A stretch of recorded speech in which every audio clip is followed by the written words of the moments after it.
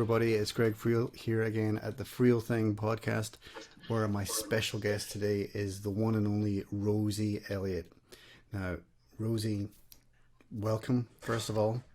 Thank you, Greg. This is is this like the 12th time we've tried to tried to do this? It certainly feels like that. Hopefully it's going to work. Yes, hopefully it's going to work this time.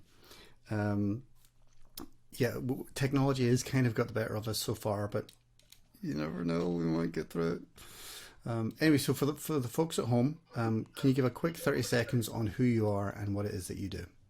Yes, Greg. My name is Rosee Elliott, and I am an image whisperer with House of Colour in Aberdeen and Aberdeenshire. So I help you when you are curious about the image that you portray, and we explore also what goes on behind the mirror so that you can stand up and stand out and thrive with confidence and colour. Fantastic. Now, the image whisperer, I love that whole kind of, that idea. Just conjures up all sorts of wonderful ideas for me. Because, I mean, as you know, Rosee, I'm not obsessed with my image at all. I'm not somebody who really cares about his appearance. I'm far too modest and humble for such things.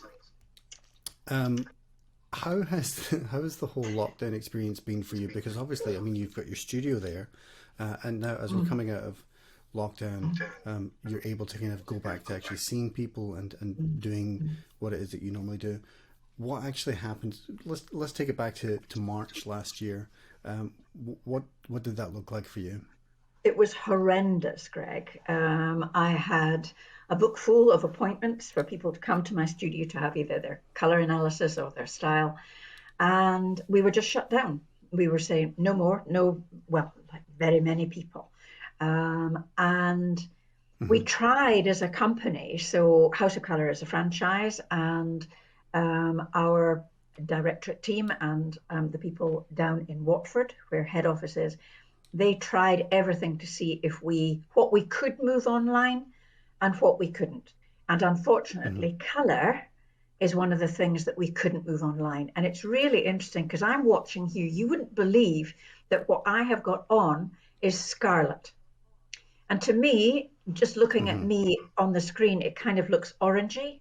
And that is why we couldn't do colour on screen.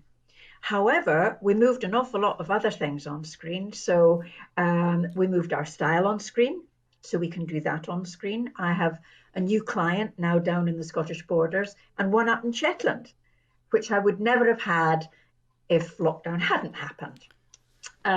Sure. The interesting thing is that we can do all sorts of other things. I've done makeup lessons on screen. That is a bit of a laugh because for the first time ever, my clients see me without my makeup on. And that is a lot of fun. So so we've done the best we can, but now we're opened up again, and yes, I've got my clients coming through the door, and it's just fantastic. Brilliant. So tell me about how you got involved with House of Colour. As you say, it's a franchise. How long have you been involved doing that? Well, I was a House of Colour client over 25 years ago, and my career was in teaching, and I ended up as head teacher at Bankery Primary School, our little town beside us, and I decided I was going to try and teach until I was 65. Or at least be involved in that side of primary education at that point. And I didn't make it, but I made it to 64.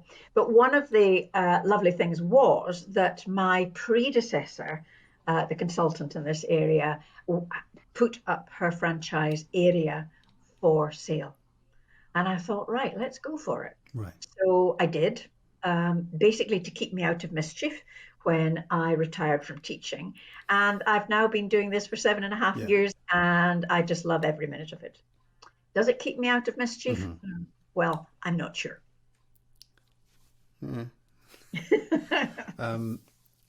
Let's roll it back. Let's roll it back to your career in teaching, because I mean, ultimately, what you're doing is you're dealing with people, and people's personalities and how they like to be perceived and all that kind of thing. And obviously, working in teaching, in dealing with children or whoever that may be, it's always about trying to bring out the best in people. And Mm.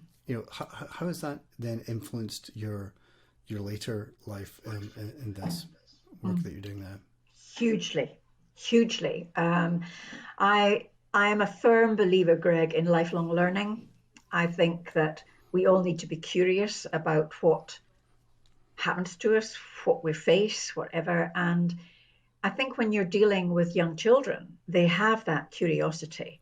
I mean, when I was Mm-hmm. teaching, my it was in nursery, so I was dealing with the 3 to 5 year olds, and oh gosh, what they can teach us about the world and how they learn, and just they are what they are. What you see is what you get, and I then decided that yeah, that's what I do now. People said when I first went into this, do you not miss teaching, Rosee? And I said, but I'm still teaching because what I'm doing now is I'm facilitating learning. I'm facilitating everyone's learning about themselves, about their body shape, about their color, about their hair, about their makeup, how they're perceived. Um, some of them have, especially recently over the last year, I think we've all felt that we've become slightly invisible. And what I see Mm-hmm. myself as going forward now is actually let's make sure that we all are visible. Yeah. What would you say is there obviously that's going to be an issue of, over the past year we're talking about that the visibility thing, but what would you have said is the main thing that you're dealing with? Is it confidence, insecurity with people, and just where people are just trying to find who they are and what really represents them? Mm. Absolutely, Greg. Many of my clients come to me when they have either got a special event in their lives, so weddings, engagements, 21st birthday parties, Mm. 30th birthdays, 40th birthdays, 50th birthdays, 60th birthdays, 70th birthdays, and I've even got clients over 80. Yes. Or they come to me Wow. when they've bumped into a little bit of a crisis. So it could be that they've come through divorce. I think that's actually when Mm-hmm. I got involved with House of Colour, and also if they've not been well, if they've put on a lot of weight, if they've lost a lot of weight, if they've gone through chemotherapy, if they've been really unwell, and they just, as I say, they want to get that confidence and feeling that they're looking right and feeling right, and that's what I can do to help them. Is give them back that confidence by showing them the lovely colours that they can wear. And they Mm-hmm. begin to look good, therefore, they begin to feel good, therefore, that confidence begins to return. So, yeah, yeah. What's what's the first thing that you do whenever a client's coming through the door and you're talking to them? What does that process look like? Yeah. So many of my clients come and do their color analysis first. So yeah, we sit down and have a cup of tea and or coffee, and I talk to them about what their favorite colors are and why they're with me. And as often as not, Greg, what they say is, I have a wardrobe full of black. And I go, that's interesting. What's that about? Well, it's slimming. And I go, actually, no, it's not. And I just blend into the crowd. And I go, but why would you want to do that? Um, so then what we do is we get into the color analysis. So to begin with, we work with the color wheel. So it has been around for many, many years, but we work with the development of it that was done with Johannes Itten, who was an artist in the Bauhaus School of Art. And what he discovered was that all artists Mm-hmm. have a preferred palette, and they either paint in a blue base or a yellow base, and either in clear and bright colors or soft and muted colors. And we're the same. So for me, I am blue based and I suit clear Mm-hmm. and bright colors. If you put me into muted colors, I look a bit tired. if you put me into yellow-based colors, I look jaundiced. And so, Mm-hmm. yeah, so first of all, we get you, are you better in yellow-based or blue-based? And then are you better in clear and bright or soft and muted? And we give you a season. So I'm a winter, blue-based, clear and bright. We've got Right. summers that are blue-based, soft and muted, springs that are yellow-based, clear and bright, and autumns that are yellow-based, soft and muted. And then we show you your beautiful color palette, and we talk about Mm-hmm. the ratios that you can wear. So I have got some color. So for example, I'm a winter, and we're the only season that has black in their palette. Now I would never wear black now Right. underneath Okay. here because it casts shadows and it's quite aging. So we go through all the colors, the 36 colors that are the quarter of the color wheel, that are all of yours, and we look and experiment and see what is the best proportion of the color that you can use. Can you use it in a single block of color? Like I can do scarlet that looks orange today, but I can do scarlet and Yeah. many of the other colors. But there are some colors in my palette that are better just at 25%, just in a pattern or as a Mm-hmm. belt or as a little accessory color. So we show you all about that. Then the exciting part is that we pop you into some makeup. So your makeup is we pop you into foundation that's to do with your skin, a cool blusher or a warm Mm-hmm. blusher. And do you know, Greg, a woman only needs 3 lipsticks. Can you believe that? Okay. So we talk Tell about that to my your wife. three we talk about your 3 points of red lipstick. So for me as a winter, I need a bright pink, I need a cool red, and I need a burgundy. And that's it. And what we then encourage Right. our clients to do is to always wear that bit of makeup. We say it takes 90 seconds to put on in the morning, and you'll walk out of the door looking Mm-hmm. and feeling fantastic. How often do you find that your clients have a preconceived idea of what they think they look good in and what their colors are, and then you're like, really? That does not look good on you. And then you're actually completely changing their perception of themselves. Yeah, absolutely, Greg. That is a really, really interesting question. Excuse me. And many of my clients want to be a winter because we have got black as part of our palette. And Mm-hmm. they can be disappointed. I had a client many years ago when I first began, and she said, "Now, Rosee, I want to be a winter." I said, "Oh, do you?" And I said, "Well, let's go through the process because our process of draping you and getting to your season is scientific, and the drapes don't lie." Mm-hmm. Well, guess what, Greg? She wasn't a winter, but she was an autumn. She was a beautiful yellow Okay. based muted. So she looked fantastic in olive greens, moss greens, a beautiful, almost like Bourneville chocolate. And she looked at me and she said, "Well, I don't like the colors." I said, "Fine, I'm not the color police. But you have asked me for my advice and used my training and my knowledge and understanding about color to make you look and feel fantastic." So we actually, at that point in time, were both members of the same networking group. And the next meeting we had, she came in her dark olive with her makeup on, and everybody went, "Wow, look at you." And so Mm-hmm. that once people get that confidence and they know that they're looking fantastic, they settle back into it. That's not to say they can't go off the rails at some point in time, but they're always drawn Mm-hmm. back on. And I say to my clients that once they've been to me and they become a client, I'm like your little what I'm your image whisperer that sits on your shoulder here, so that when you go into a shop and you take the wrong color off the rail, I go, "Don't you dare put it back." Put it back. And if they take a lovely thing off the rail and they go, "Oh, I don't know, it's a bit expensive," I go, "Buy it." So that's why I'm an image whisperer. Mm-hmm. No, absolutely. But I think that's the thing. I mean, obviously we're dealing with confidence here, and so many people will just kind of go to their default safety kind of colors or what they think is, that I've always worn this. I always, this Mm. is what I look good in. they think.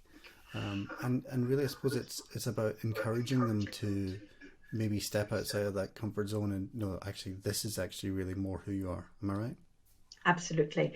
I've got two stories that I enjoy telling. And the first one was when I became a head teacher. And I went to head teachers' meetings, and guess what? There was this sea of grey and navy and black. And I thought, wow, who, we are meant to be a role model for our children. We're meant to inspire our children. And here we all are, looking slightly dowdy, if I may say that. So the next time I went in bright red, top to toe. Now, the thing is, Greg, if you go into a sea of brown and navy and black and you're in bright scarlet, you have to be quite brave because guess what? You stand out in Mm-hmm. the crowd. Therefore, if there are any awkward questions coming your way, guess what? You're going to be picked out and asked to speak. The other one for me is actually about understanding the impact and authority of different colours. And I also tell a story about one of my parents, I'm not my own parents, one of my children's parents, and we'd had a little bit of a disagreement. And so we had to get that working relationship back on track. So the first meeting we went to, I dressed in what I would call my royal blue. So it had impact, it held authority, but it was non-threatening. And that was fine. So he agreed that long last he would come back in and we'd talk about his child and get our relationship back on the right track. So I was waiting for him at the door to school, and guess what? I was dressed in scarlet, head to toe. And he walked in. He's 6'5", and I'm 5'1.5". And he looked at me and he went, "Rosee, you're wearing red." I went, "Yes, I am." "Oh," he said, "some people would see that as very aggressive." And I went, "Would they?" Knowing perfectly well, yes, they would. And he said, "But of course it's very, very powerful." I went, "Yes, it is. Let's go." We went and spoke about that. So it is about knowing and understanding about your own colours as well and the impact that they can have. Because some people don't like red. And, you have to be quite Mm-hmm. careful and have the understanding about how you want to be perceived. So, yes. So those are my stories It's funny. about my impact. My recording studio in town. I'm at home just now, but my studio that's in town is red and black, contrasting, loads of red. And I really changed that maybe about 5 or 6 years ago. And I've been in that space for about maybe 14 years. But for me, whenever I changed those colors and it became that, it was just so empowering for me because then it felt like this is my space and this is like, this is a very powerful place for me to be. Absolutely. And so much of that really came from the colors that were there. Yeah, absolutely. I mean, mine is my studio, I think you can just see in the background, is this kind of very pale grey because what we need to do is to show people against a neutral background. So really interesting. But yeah, I mean, so empowering once you know and understand your colours. And yeah, absolutely. Mm-hmm. Some of my clients will say, I can't wear red. And I say, yes, you can, but it needs to be the correct red. And they'll say, I can't wear a red lipstick. And I'll say, Yeah. yes, you can, but it needs to be the right red lipstick. So, yeah, sometimes are they skeptical about the whole process? If they've come to me themselves, they're not really skeptical about it. But if they've been bought vouchers and they come to me, there is that little bit of, oh, yeah, yeah. But once I begin draping them and they Mm-hmm. can see the effect that the drapes have on their skin, on their eyes, the whites of their eyes, and just how it makes them feel, they actually come round and go, I would never have believed it. So, yeah. Interesting what you're saying there about shades and shades of red. Previous guest on this podcast, Mel Sherwood, runs a program called The Red Effect. And it's all about finding your own shades of red, and each letter corresponds to a different shade of red, R, E, D, whatever. They refer to different Yeah. facets of your character.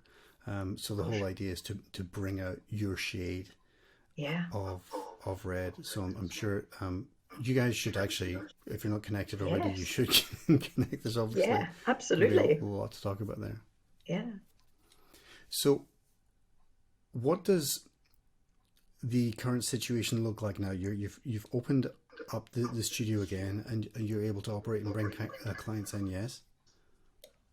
Yes. So yeah, so it's all back to normal. So they can come in. So for a color class, they come to me for a morning. And if they then go on and take the next step in what we call our House of Color journey, they come back and they do what we call their personal style. So your color is all obviously about the colors you wear, but your personal style is about the shape, your body geometric, and also about your personality. And we have a look at them, and we give you a clothing personality, and then we show you how to dress that personality.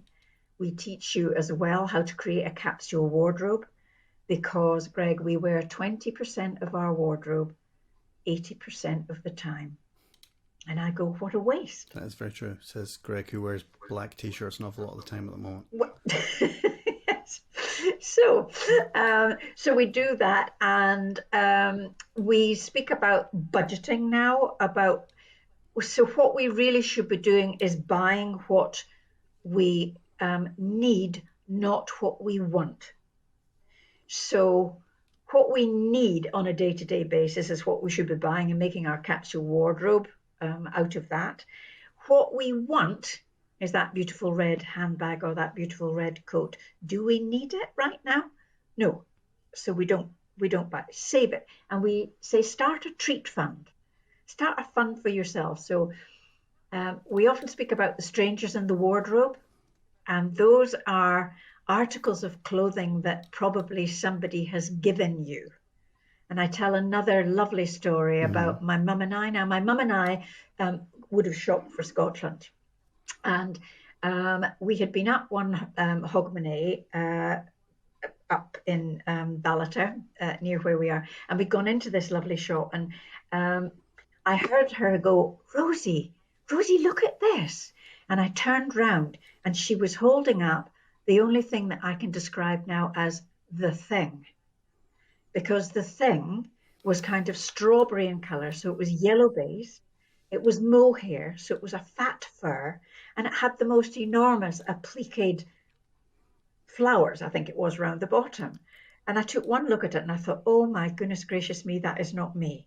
So I went over to her and I said, oh, that. She said, Rosie, it would just keep you so warm. And I went, but Mum, I've got my fleeces and I've got my junk. I'm absolutely fine. I firmly put it back on the rail. So Ken and I went and walked the dogs. We came back and that was fine. I gave her back her dogs. I opened the door of the hotel and there on the bed was the thing. She'd gone back and bought it for me. Now, do you know this, Greg? It was such a pity. It was beautiful, but not me. It hung in my Not wardrobe you, for yeah. years, unworn. So we speak about that. That really, so it would have been much more effective if the money that she had spent on that thing, I could have put in a treat fund. And we often say to our clients, say to your family and your friends, you're saving up for something. And when you've bought it and you've saved enough, you'll bring it and you'll show it to them and we can enjoy it together because it will be well loved rather than hanging in the wardrobe as Mm. a stranger. What is if you were to give a piece of advice to somebody who's thinking about maybe going through an image change or whatever, what's the best place to start? Obviously coming to see you would be a really good place to start, but but put that to one side for a second. What do they really need to look at first of all? What's the things that they kind of need to, the Yeah, check boxes that they need to go through? yeah. Well, what we need to look at first is their body shape, because we're all on a spectrum. So we speak about clothing personalities, and what we do is it's based on Jungian theory, and Jung discovered that in every book, every cinema, every film, every organization, there are six main personalities, and they go from very, very what we call yang, you're ruled by your head, or you're very, very yin, and you're ruled by your heart. And we often find that the very, very yang, their body shapes are very, very straight, and the very, very yin, they're very, very rounded. Now, if you put the very, very straight into lots and lots of fabric, you lose their personality. If you put the very, very yin, who have got a very, very rounded body shape, into straight clothes, they spend their whole time trying to make it fit and fit round their curves. So that's the first thing that we do, is we look very closely at their body shape. We also look at the four quadrants. So from your head to just under your arm to just at your leg break, your leg break to your knee, and your knee to the ground. And we find out where the shortest quadrant is, and we then say you don't clutter that bit up. But we then go through and we look at necklines, we look at necklines, we look at where you would wear your belt, we look at your shoe, we look at lengths, we look at all sorts of things to begin to give you an idea of how to build up the wardrobe, that no matter what you take out of that wardrobe, you will love it and it will love you. Because we also say too, about every article of clothing in your wardrobe should be on a scale of 1 to 10, it should be an 8, 9, or a 10. And if it is, it will love you and you will love it. It will begin to slip down the scale, and the minute it begins to slip down, you think very carefully about whether you're going to wear it or not. We also say, if it hasn't been on your back for a year, guess what? It really should go to the charity shop or sell it or whatever. But I'm kind of digressing, haven't I? It's because I get so enthused, because I'm a little Peter Pan person. So I No, am one of absolutely. these. I'm just making mental notes. I'm thinking I'm glad I'm recording this, because I'm going to go through my wardrobe and go, right, mark Yeah, that at a 10, right? absolutely. So I'm a little Peter Pan person, and so Absolutely. I need my clothes to be quite fitted and quite structured. Because if you put me into lots of folds and into lots of drape, I look as though I've dressed up in mummy's clothes. I look as though I'm dressing up. So this is what we say for your Right. image. We find out what you are, how yin you are, how yang you are, and your body shape and your personality. And then we give you a clothing personality, and we show you how to dress it and how to wear it and how to shop for it as well. So some people are a lot of clients will say, I'm not going to come and have my style done because I've got half a stone to lose. And I'll go, that doesn't matter, because it's not going to affect your body geometric. Your shoulders are still going to be the same width. You're either going to have a waist or you don't have a waist. Your hips are going to be the same. Your body geometric is just going to be the same shape. It doesn't matter how much weight it's carrying. I mean, I remember I had very heavy boys when I had babies, but from the back, I still had a little waist. So your body geometric doesn't actually change. So you can come at Yeah. any time and have your style done and go away again, knowing that what you're buying. Uh, so that's the other thing we say, is we'll empower you through color and style. We'll save you time and money, because you go into a shop and you know exactly what you're looking for. And we save you money because you stop buying the wrong clothes and then hanging in the wardrobe and forgetting to take them back for a refund. Rosie, if people want to find out more about you and to get in contact with you and to book an appointment, how will they find you? You will This is the find bit where you me. do a plug. Yeah, thank you. Yes. So you can either find me on LinkedIn as Rosee Elliott. You can find me on Facebook under House of Colour Aberdeenshire. You can go onto the House of Colour website and look for your stylist, and you just put in my name, Rosee Elliott. Or guess what, Greg? You can pick up the phone 01330 850-325, or my email address is rosie.elliott@houseofcolour, all one word, .co.uk.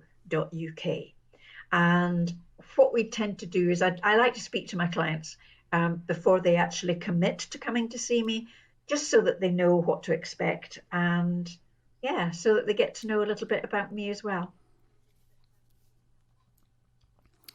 Fantastic, Rosee. We did it. We have got to the end of the podcast. Yes. Amazing. Thank you so much for joining me once again. We finally got it done. It's been a pleasure to talk to you, and I hope to talk to you again really, really soon.